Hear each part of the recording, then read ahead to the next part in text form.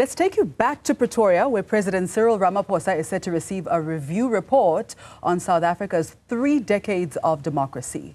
Commissioned by the Department of Planning, Monitoring and Evaluation, the report details the performance of the democratic government in delivering services over the past 3 decades.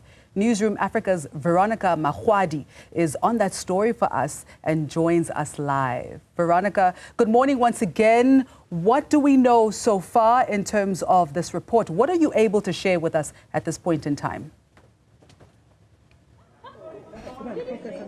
Mastraba, as we stand right now, we're waiting for the president to arrive with the official launch of the report expected to take place from just in the next 30 minutes. It will go live and we'll be able to look into very much detail of what it took for South Africa to get here 30 years on and what still needs to be done in regards to shaping the future and the trajectory of South Africa's development.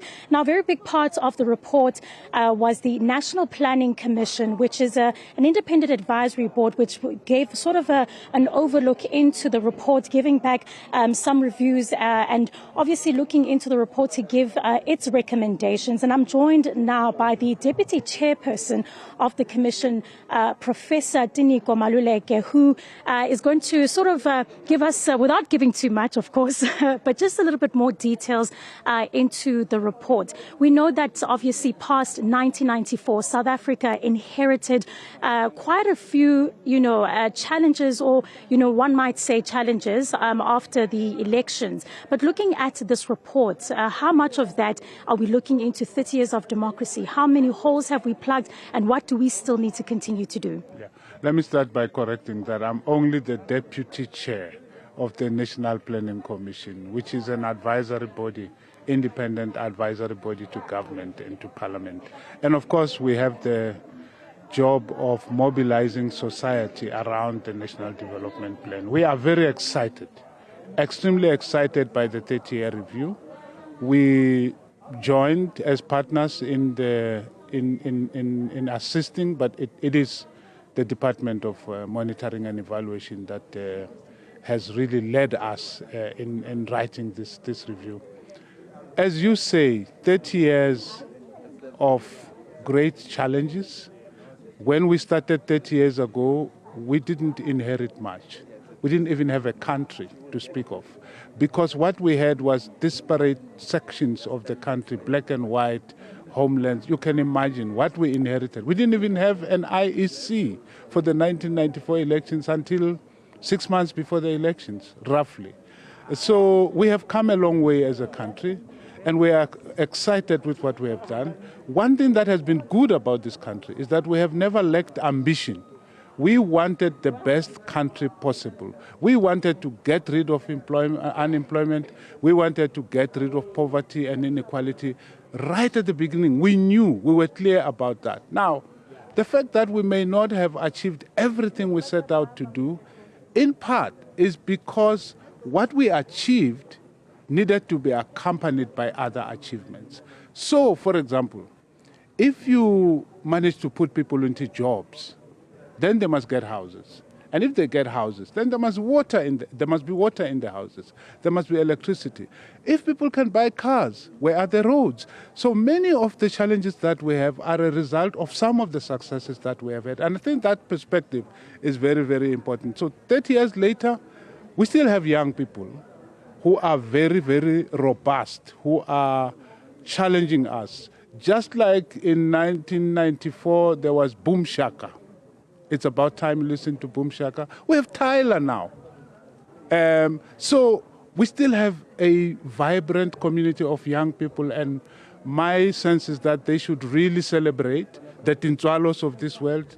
They should join us in celebrating, but more importantly, on the 29th of May, they must come out and vote. Prof, I hear you very much when you say that South Africa still has an incredible outlook to come, to look forward to. And part of the National Development Plan is to look towards South Africa beyond this 30 years, What would you say in regards to the trajectory that we have to get here is needed to get us, a bit more further, another 5 years, another 10 years, another 30 years? It's not merely a little bit more time that we need. we need to keep our eyes on the ball. What is the country we want to become? We have become a country in 30 years, a beautiful country with lots of things going for us, of course with challenges. What is the ideal that we want? The role of the National Development Plan is to paint that picture, to say direction. That is where we want to go as a country. We want to be that country where there is bread, salt, and work for all, as Madiba said in 1994. We want to be that country where gender-based violence is eliminated. We want to be that country where inequality is not part of our story. We must continue in that direction as a country. And for now, we have the National Development Plan to guide us in that direction. We have a constitution to guide us in that direction. So some of the things we need to do is to take ownership of these things. We mustn't stand here and say the NDP is a government project. The constitution belongs to the judiciary. Let's take ownership of these beautiful fruits of our democracy and let them help us push forward. I hear you, Prof, talking there about that active citizenship, where you come in and you're involved, as you say, looking at the NDP and saying, how can I as an individual, take part in pushing some of the plans put forward by government? And then I would say then in the report, are we going to see any kind of recommendations when South Africans get a hold of this today, for them, what in layman's terms can they see as the recommendations? I think there are many recommendations in the report about the trajectory that we should follow as a country. Partnership is a very important notion where the call is for citizens and government and business to partner. Because until now, that partnership has not always been sound. There are many in the corporate world who feel if you're talking development, you're talking government things, state things, but they have a role to play. So that partnership becomes important. That awareness of who we are as a country in the world and the influence we want to have in the world, not merely for the world to influence us. So Agenda 2063 of the African Union becomes very important for us.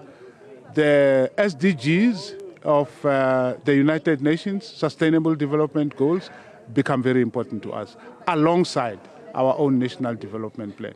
We live in a world that has set an agenda for itself in terms of what it is that is important. We live in a country that has set an agenda for itself. So we're not looking to reinvent the wheel. We must just accelerate, intensify, and push on to that country which Madiba spoke about in his inaugural address in 1994. Well, there you have it, Professor Tinyiko Maluleke speaking essentially about South Africa taking a more deliberate approach in where it wants to see itself in the next 30 years. Speaking very importantly about the fact that while there have been some growth, for example, he mentioned having a population that could afford cars, but struggling with the infrastructure of not having roads, having a population that could acquire homes, but not having running water or electricity. And so those are just kind of the disparities that we've seen in South Africa in this young democracy. And of course, he also mentioned that the report will give recommendations, and we'll look forward, of course, to giving you just that coverage and understanding of what has been put in that review of our 30 years of democracy. Thank you very much, Veronica. That was Newzroom Africa's Veronica Makhoali in Pretoria, where President Cyril Ramaphosa is set to receive a review report on South Africa's 30 years of democracy.